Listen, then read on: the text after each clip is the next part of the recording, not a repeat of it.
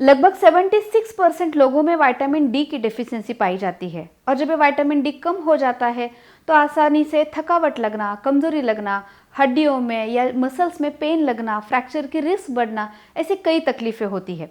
और ये जो विटामिन डी है उसका सबसे best easily available natural source जो होता है वो होता है सनलाइट। तो आज हम लोग देखेंगे कि विटामिन डी की अगर कमी है तो उसे नेचुरली कैसे बढ़ाया जाए, या ये धूप जो है उसमें हम लोग को किस तरह से और कितने समय तक सेकना चाहिए ताकि विटामिन डी की मात्रा बढ़ जाए।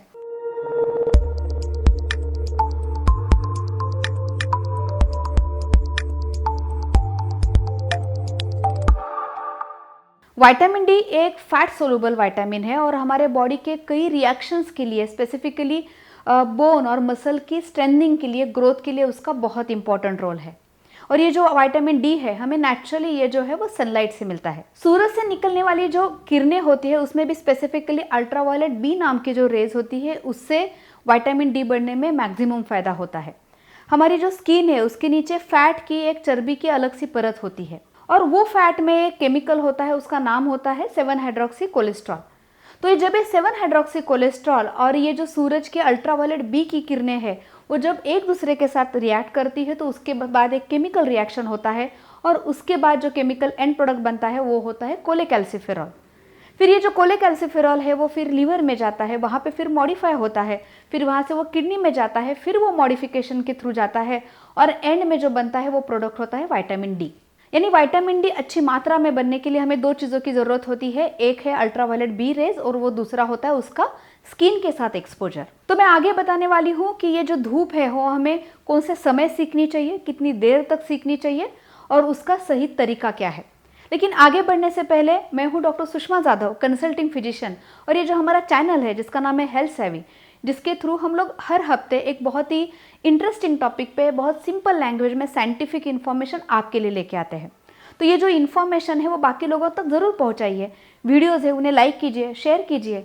ये जो हमारा चैनल है उसे ज़रूर सब्सक्राइब कीजिए और नोटिफिकेशन बेल आइकॉन को दबाना ना भूलिए ताकि जब भी हर वीक वेडनेसडे को नया वीडियो रिलीज हो जाएगा तो वो आप तक वो तुरंत पहुँच जाएगा। तो सबसे पहला पॉइंट है टाइम।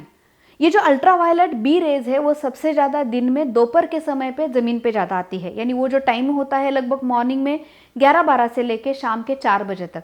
तो ये जो टाइम होता है वो सबसे परफेक्ट टाइम होता है धूप सेकने के लिए। दूसरा पॉइंट आता है ड्यूरेशन, यानी हमें कितने समय तक धूप सेकनी चाहिए। अगर किसी का स्किन फेयर है यानी गोरा रंग है तो उसे लगभग 15 से 20 मिनट तक धूप सेकनी चाहिए, और अगर किसी का रंग थोड़ा सा सांवला है यानी डार्क है तो उसे थोड़ा सा ज़्यादा समय के लिए धूप सेकनी चाहिए। तो उसका रीज़न ये है कि हमारे स्किन में मेलानिन नाम का एक कंपाउंड रहता है जो हमारे स्किन को कलर देता है। तो जो लोग फेयर होते हैं उनमें ये मेलानिन कम होता है, जो लोग डार्क होते हैं उनमें ये मेलानिन की क्वांटिटी ज़्यादा रहती है। और ये जो मेलानिन नाम का कंपाउंड है जो अल्ट्रावायलेट रेज नीचे स्किन पे गिरती है उसे एब्जॉर्प्शन करने में थोड़ी सी कठिनाई पैदा करता है। इसलिए जो लोग डार्क लोग हैं उन्हें थोड़ा सा ज़्यादा समय धूप में बैठना ज़रूरी है। अभी तीसरा पॉइंट है कि उसका तरीका क्या है या कौन सा पार्ट एक्सपोज होना चाहिए। हमारे बॉडी का जो सबसे बड़ा सरफेस एरिया है अगर वो धूप को एक्सपोज हो जाए तो उससे हमें ज़्यादा फायदा होगा। वो पार्ट होता है यूजुअली बैक, थाइज और आर्म्स। यानी जब भी आप धूप सेकने बैठो तो छोटे से छोटे कपड़े या हाथ पैर या प्रेफरेबली पीठ एक्सपोज करके अगर आप बैठ सकते हो तो वो ज़्यादा फायदेमंद रहेगा। अभी चौथा और आखिरी पॉइंट, जब भी हम लोग धूप सेकने बैठ रहे हैं तो हमें क्या चीज़ें ध्यान रखनी चाहिए। पहली बात है कि ग्लास की विंडो या दरवाजे के अंदर से दरवाज़ा बंद करके धूप सेकने के लिए ना बैठे, क्योंकि ये जो ग्लास या कांच होता है वो अल्ट्रावायलेट बी रेज को रिफ्लेक्ट करता है, इसलिए उससे हमें कोई फायदा नहीं होता।